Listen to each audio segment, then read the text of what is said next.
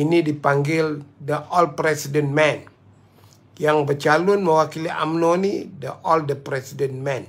Rakyat Baling terserah lah. Kalau ndak lagi kepala air kali kedua, kali ketiga, undilah Mak Hitam ini. Ya, saya Datuk Dr. Mahathir bin Mohamad ini sinonim dengan orang di Langkawi. Ya. Jadi susah untuk mengalahkan Tun Dr. Mahathir, walaupun dia tak pergi, dia bawa surah dalam dia di Langkawi, dia tetap menang. Kerana jadi orang di Padang Besar boleh ditipu lah. Zahidi dah jadi Zahidah. Kalau ada menang pun antara dua kawasan itu ya. Sama ada di kawasan Besut ataupun Kemaman. Lain tu jalan. Sama ada Tambun akan dilawan juga oleh UMNO. Dari itu perpecahan pengundi UMNO dengan pengundi PBM ini akan membolehkan Anwar Ibrahim menang bertanding.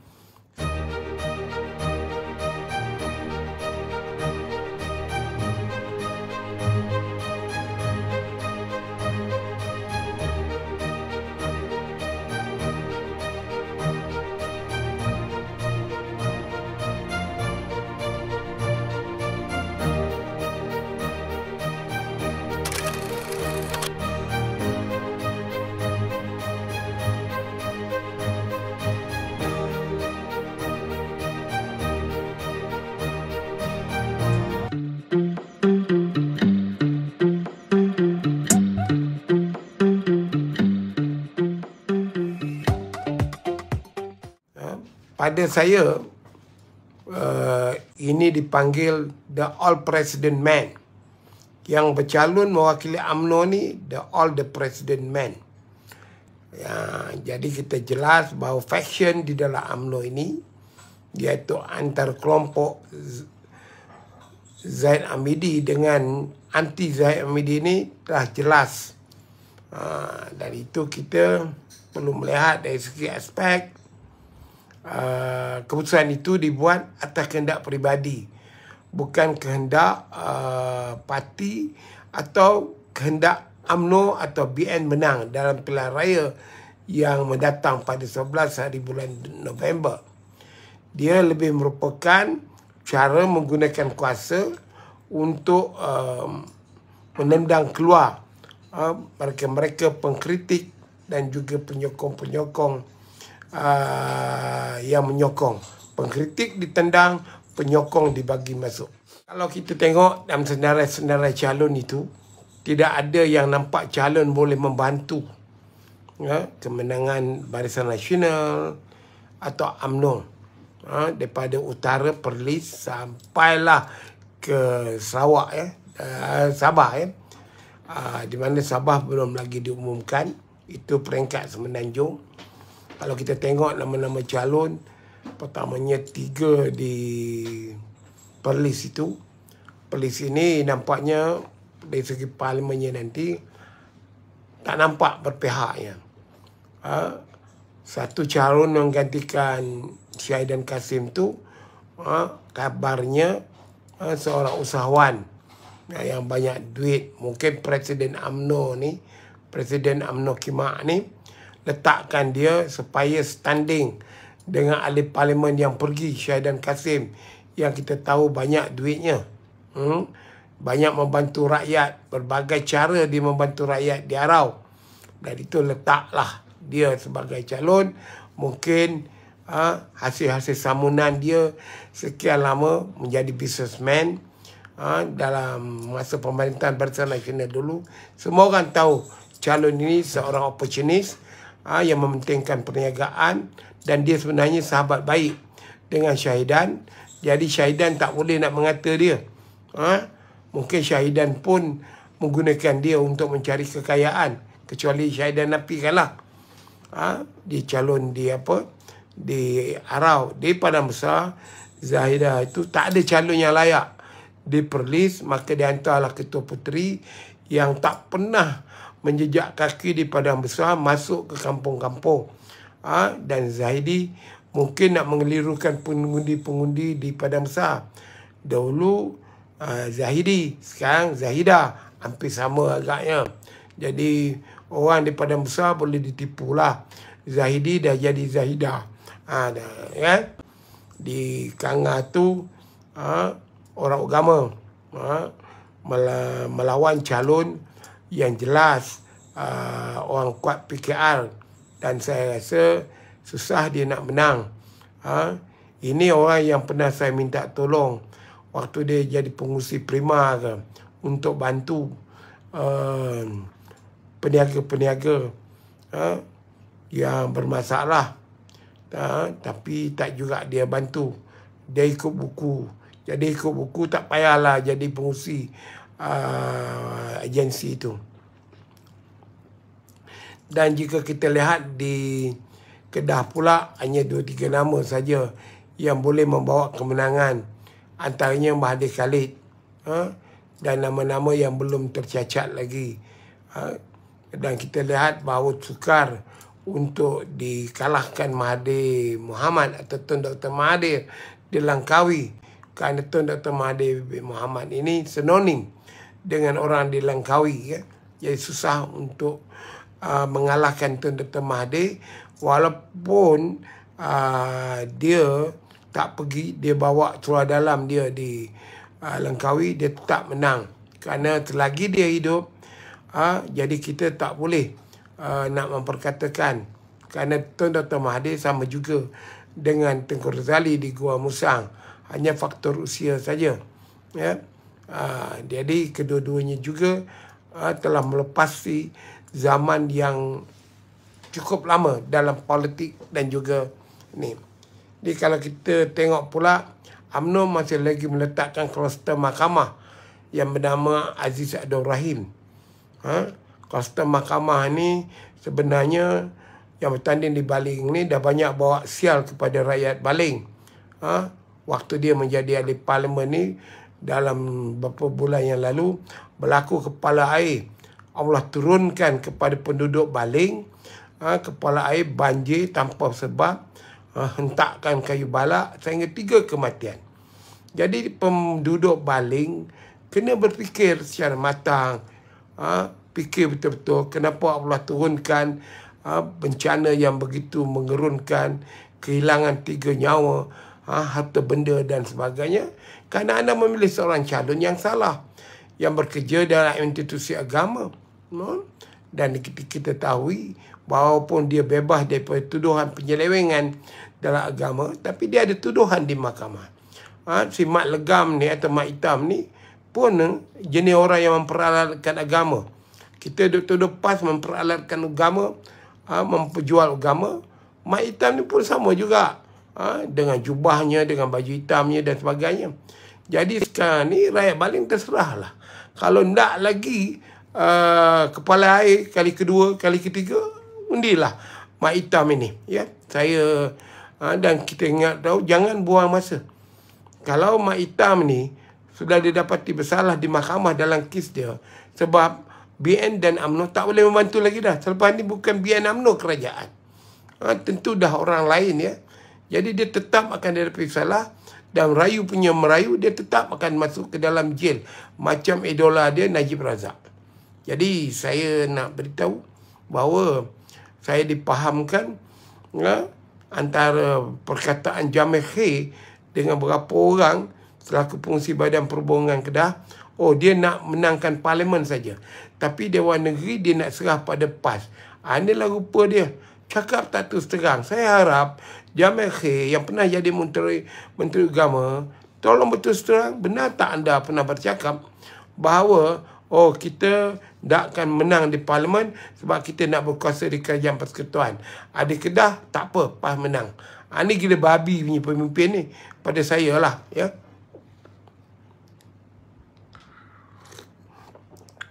Kemudian kita melarat di Perak. Kita tengok di Perak pula, calon-calonnya tak adalah kuat sangat.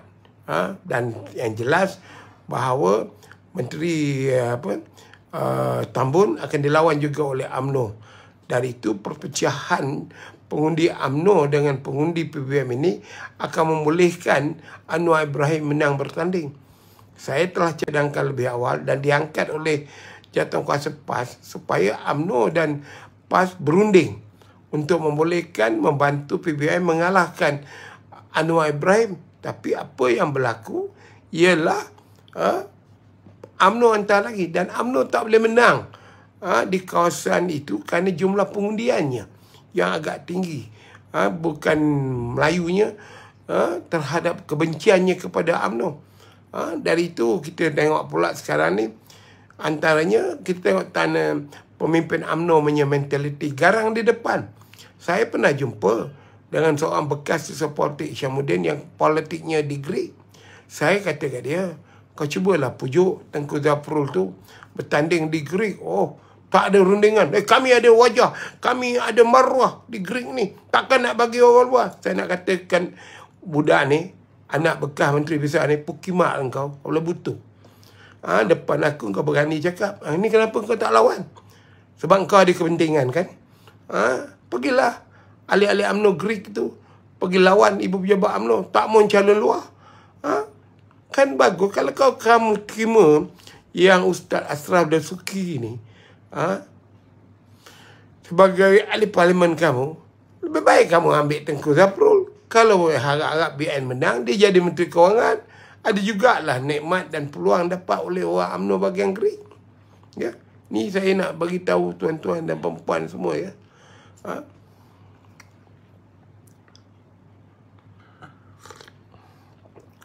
Dan saya pun heran, kau nak lawan Tajuddin Abdul Rahman yang dah bertapak berkuku di Pasir Salak tu sejak dia masuk politik. Zaman Ramli Ngah Talib lagi. Dia tak ada jawatan lagi. Dia sama saya 1985 melibatkan diri dalam politik di Pasir Salak. Sekarang dah 2002, 37 tahun dah dia berada di dalam kawasan parlimen Pasir Salak. Lepas tu kamu letak Azwan Bro.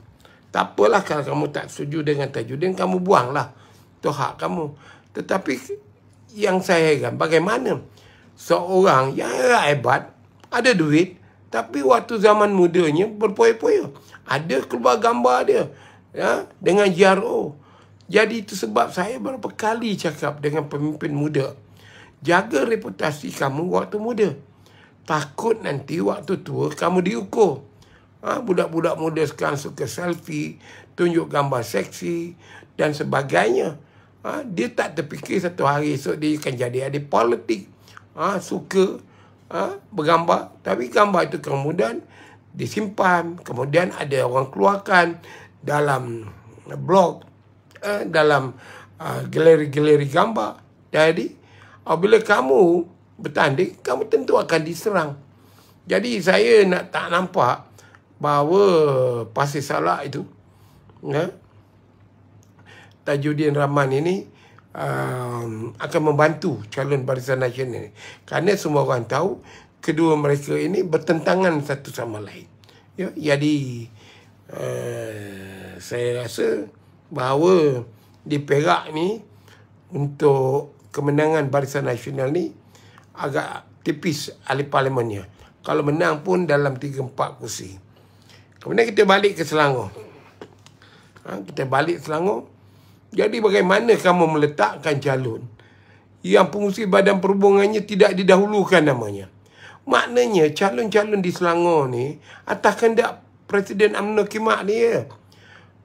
Kalau tidak, jangan kamu namakan calon-calon di Selangor ni. Kerana pengurusi perhubungan yang kamu sendiri lantik, yang sendiri kamu pilih, duduk dia kan dalam majlis tertinggi, tiba-tiba sekarang kamu tak senaraikan nama dia sebagai pendahulu, sebaliknya orang lain.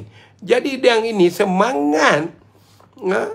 Kalau saya dalam UMNO Selangor, saya kata tak payahlah kita bertanding. Untuk apa nak bertanding jika Presiden UMNO Kimak ni tak menghormati pemimpin yang dilantik sendiri?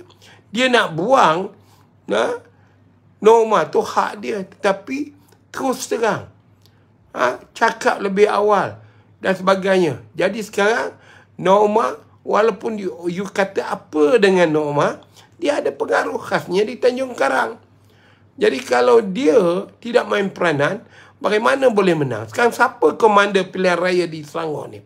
Siapa yang kita nak pakai? Megat dah dia bertanding di Gombak, tentu dia tersibuk dan dia ini first time bertanding mungkin. Jadi sukar untuk dia untuk nak jaga satu Selangor. Kemudian tengok calon-calon Selangor. Kata orang Negeri Sembilannya, tak ada siapa yang menulis pun. Kecuali Tengku Zafrul di Kuala Selangor. Dia bertentangan dengan seorang tokoh yang terkenal di Selangor, Dr. Zulkifli. Dan Dr. Zulkifli 2 kali. Sekali kalah, sekali masuk balik. Dan Selangor tidak membubarkan Dewan Negeri. Jadi apa harapan Ketua UMNO bahagian sekarang? Kalau dulu Ketua UMNO bahagian bagi lepasan parlimen pada orang lain, dia bertanding state. Dan bagaimana pengikut-pengikut Ketua UMNO bahagian? Jadi saya tak nampak Tengku Zafrul boleh menang di Kuala Selangor. Letak pula Presiden Khemah di Puchong, semua orang tahu hal dia. Kehidupan dia dengan Khemah, niaga tak ada. Dulu ada gosip hantar pada saya bagaimana duit parti digunakan. Parti dia pun parti anak beranak, adik-beradik dia, kawan kerabat dia. Mana ada mamak masuk parti Khemah ni? Datuk sekarang ni, calon di Puchong tu, di PH ni, dia relax je. Dia tak perlu keluar duit banyak-banyak. Pergi salam lah kat pasar ke kat kedai ke. Jadi ini yang kita kena faham. Ya. Kadang balik pula ke wilayah. Seperti mana saya kata, wilayah ni, nama-nama tu taklah hebat sangat. Orang yang dah monopos, dah kalah. Dulu ada formula dalam BN. Kalau dah kalah, takkan bertanding lagi. Sekarang orang yang kalah, dia letakkan lagi bertanding. Kemudian ada dua calon yang semua orang tahu. Satu tu kaki kasino, kapal. Itu main judi di dalam kapal. Dan itu pun dah dilaporkan kabarnya. Saya macam RPK juga ada laporan intelijen yang beritahu saya. Yang dia hanya saya tak mau meletakkan timbalannya. Kan timbalan itu bekerja dengan Anwar Musa. Kan gila babi punya Presiden UMNO Khemah ni. Itu dua benda yang berbeza. Dia makan gaji dengan Anwar Musa. Kebetulan dia bekerja. Dan dia layak untuk bertanding di Setiawangsa. Tapi Presiden UMNO Khemah ni buang dia kerana dia ada hubungan dengan. Jadi apa yang ada sekarang pada Presiden UMNO Khemah ni? Kebencian. Jadi kalau dia benci Anwar Musa tu, dengan anak bini Anwar Musa tu pun dia benci. Ada kejenis begitu. Saya pun berperang dengan Zaid Hamidi. Dengan si Anwar Ibrahim dulu. Tapi saya beri pendapat saya. Kalau saya berperang dengan Anwar lah. Tapi kalau saya nampak anak Anwar Ibrahim berjalan di tepi jalan, balik sekolah, saya tolong hantar dia ke rumah. Kalau dia orang perlu ada masalah yang perlu kita bantu, kita bantu. Tak ada masalah.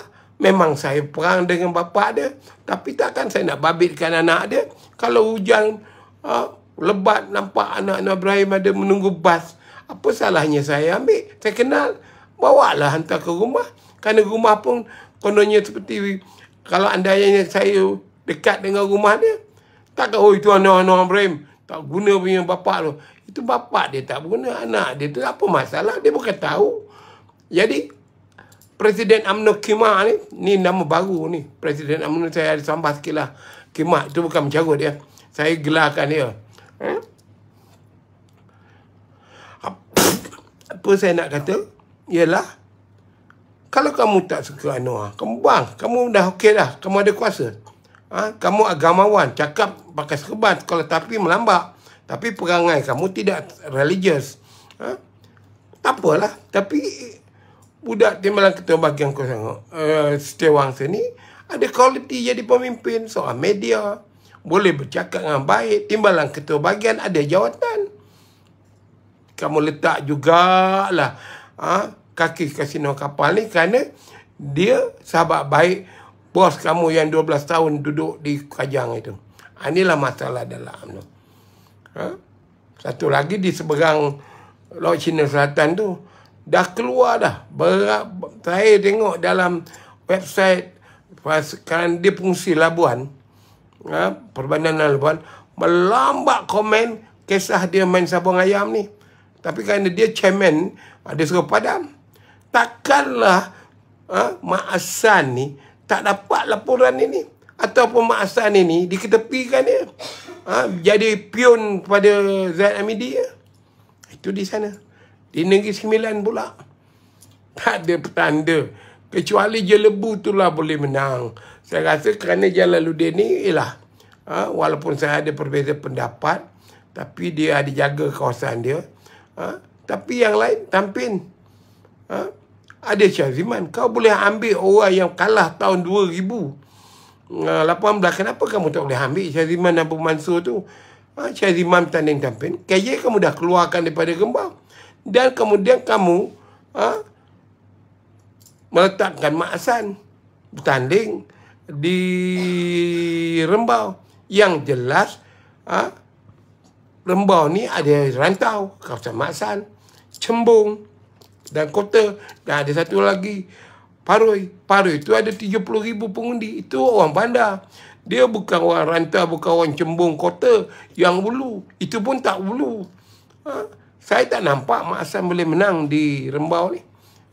Percayalah, tunggulah 20 bulan November. Di Kuala Pilah, kamu letakkan Adnan. Dulunya dah wakil rakyat. Dewan Negeri tak berubah. Kemudian kamu jadi ahli parlimen. Jadi tak apalah, Rembau Kuala Pilah ni tak ada apa masalah. Tapi dijempul. Baru orang menjerit-jerit sikit. Kami nakkan Salim Sharif jadi calon MP. Kami tolak calon itu, calon ini. Kamu tak marani. Untuk ni. Jadi bagaimana dengan Bandar Tun Razak ni? Kami tak nak calon MCA. Jadi, kamu dengar pandangan tu, kamu tak boleh umumkan. Apa bendanya kamu? Presiden UMNO Kimak, otak kamu di mana? Kamu tak berapa lama lagi, paling tinggi 2 tahun, kamu akan menyembah juga ke Kajang tu. Jadi UMNO jadi hancur. Kau nak pindah pula kita ke Melaka. Kalau kita tengok Melaka tu tak ada apa benda pun. Yang keadaan baguslah tu. Kerana nak jaga anak TYT, kamu pergi calon. Kemudian kamu letak Roslan bekas Esko. Memang Roslan itu pun orang yang bekerja. Okeylah. Masjid Tanah itu kamu letak calon yang lemah lawan PN dan juga di Melaka. Johor agak pelik. Banyak fighter-fighter Johor sudah diberhentikan kerana kamu fikir itu BN menang besar. Sekarang saya nak bagi tahu kamu Presiden UMNO Kimak. Orang Johor masih lagi marah dengan kamu. Cakap bohong. Saya akan pastikan Hasni akan jadi menteri besar. Kemudian disilang oleh kuasa raksasa dari langit. Orang lain jadi menteri besar. Jadi kamu ingat Kota Tinggi, kamu letak Khalid Nordin tu. Khalid Nordin boleh menang. Daripada Johor Bahru berhijrah ke Pasir Gudang, kalah Pasir Gudang, pergi ke Kota Tinggi. Kamu belum tahu lagi sentimen orang Johor ni. Hamim Samiri yang kalah, kamu letak balik bertanding di Ledang. Apa benda dia ni? Kemudian kamu bunuh Hasni secara perlahan, suruh bertanding di Simpang Renggam. Dahulunya Benot. Patutnya Ahmad Mazlan dipertandingkan di Simpang Renggam. Kerana Benot itu kawasan asli dia. Hasni bertanding di Pontian. Kemudian di mana celah bedanya, Hasni boleh menang. Walaupun menteri besar dalam layang-layang tu, dalam kawasan Simpang Renggam itu. Ini bukan pilihan raya negeri. Ini pilihan raya umum. Pengundi-pengundi Cina akan tetap menyokong PS. Kerana PS ini ada DAP di dalam itu. Mereka penyokong DAP. Tapi kan DAP bergabung dengan PKR dan Amanah, mereka beri sokongan.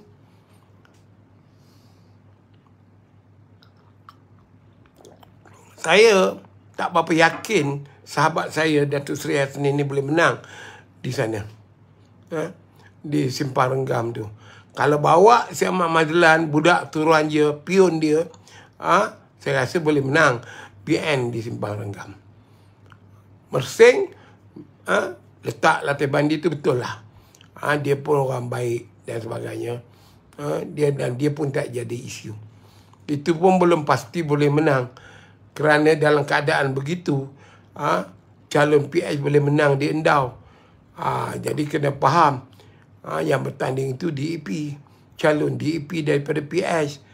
Tentu pengundi sini akan menyokong. Jika disokong oleh Adun Endau, tak tentu boleh menang BN di Mersing itu. Dan Latif sendiri sebagai bekas ahli Parlimen Mersing takkan diam diri. Dia pun nak jaga juga reputation dia. Sebagai bekas ahli Parlimen Mersing bertahun-tahun, dia akan berkempen. Dia ada juga saudara mara dia. Dia akan menjelaskan juga kenapa letak calon DAP di Mersing. Ini satu masalah yang Presiden UMNO Khimah ni tak kaji. Saya yang duduk di Kuala Lumpur yang tak merayau di mana-mana pun boleh kaji. Kadang kita tolak ke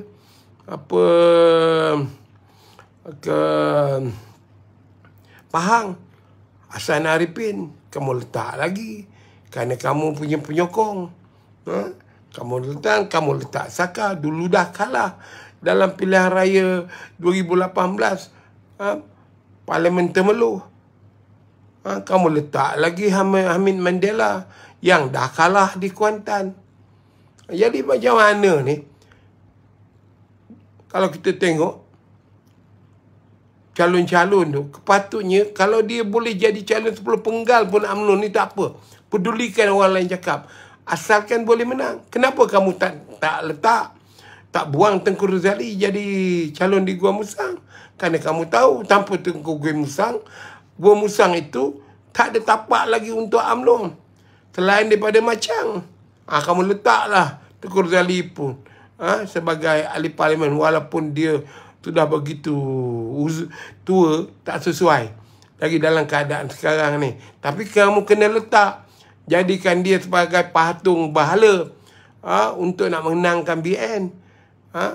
Tetapi orang yang lebih muda pada dia, kamu buang. Itulah kamu Presiden UMNO Khimah.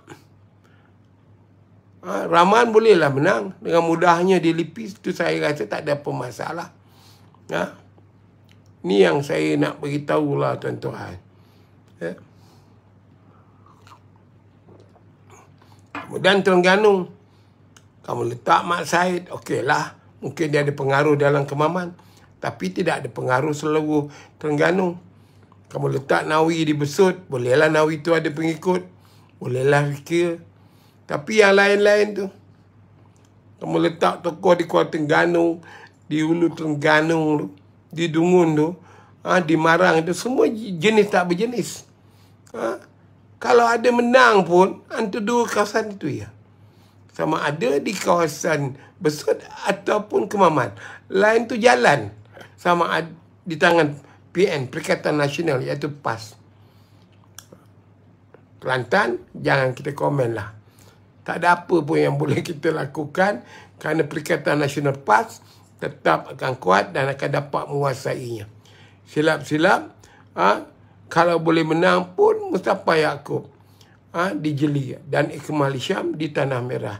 Dua ni tak boleh ganggu-gugat kerana personaliti ahli parlimen itu merakyat. Yang lain tu boleh BN menang. Boleh menang di Rantau Panjang, boleh menang di Tumpat. Walaupun letak orang PAS calon BN, boleh menang di Bacuk. Jadi saya rasa di mana datangnya BN boleh menjadi kerajaan apabila Sinar Pagi datang pada 20 bulan November ni. Di mana datangnya? Tak nampak pun.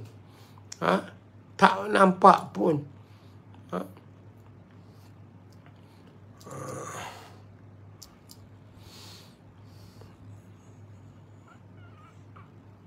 Jadi saya nak tahu, tuan-tuan dan perempuan, keadaan-keadaan politik ni calon-calonnya, tak nampak ada tanda-tanda BN boleh dapat lebih daripada 60 kursi. 37 ni yang dulunya mempertahankan UMNO, setia dengan UMNO, tak nak lompat dengan UMNO, tak nak jadi tupai. Saya tak panggil mereka katak. Di Pulau Pinang, yang belum saya sebut, Rizal Marakan mungkinlah boleh menang kerana legasi Tun Abdullah. Dan kalau bukan Rizal bertanding, dengan tak adanya legasi Tun Abdullah, letak calon siapa dekat kepala batas tu tetap anyun. Dan saya peliknya ialah letakkan calon di Bukit Bendera. Di manalah akal kau Presiden UMNO Kimak? Di kawasan balik pulau tu saya kenal bekas sesepotik Datuk Seri Norani banyak membantu saya dalam menyelesaikan masalah pelajar-pelajar IPTA ini. Saya pun bimbang juga dia boleh menang. Saya juga bimbang bahawa dia tidak boleh menang kerana keadaan pengundi-pengundi sana. Dan saya harap bahawa dia diberikan kepercayaan untuk menambah seorang lagi ahli parlimen daripada Pulau Pinang. Dan Tasik Gelugu memang dah masuk dalam sedara terkeluar. Jadi ahli parlimen Pulau Pinang ni dari segi BN hanya 2 kursi. Sama ada kepala batas dan balik pulau. Apa yang saya nak kata, akhirnya Lobak Man begitu berapi-rapi memburukkan Ismail Sabri, memburukkan orang ini, mengangkat martabat Zaid Amidi semacam wali, walaupun tak hampir dengan wali Suno. Terlalu hebat angkatnya. Akhirnya tak ada dalam senarai nama. Jadi kita nak tengoklah Lokman Nur Adam ni dengan tentera cyber dia masih lagi nak kempen untuk BN UMNO ke? Kalau dia masih lagi buat live malam-malam kempen menyokong BN, dia hebatlah. Tapi saya rasa tidak. Dia pun dulu laju 120 km 1 jam, sekarang saya bawa 15 km 1 jam. Dah tak ada calon dah. Ataupun Zahid janji dia, kalau BN menang, aku jadi Perdana Menteri, aku lantik kau jadi senator. Tapi petanda BN nak menang dalam pilihan raya ini secara solo, dah tak ada dah.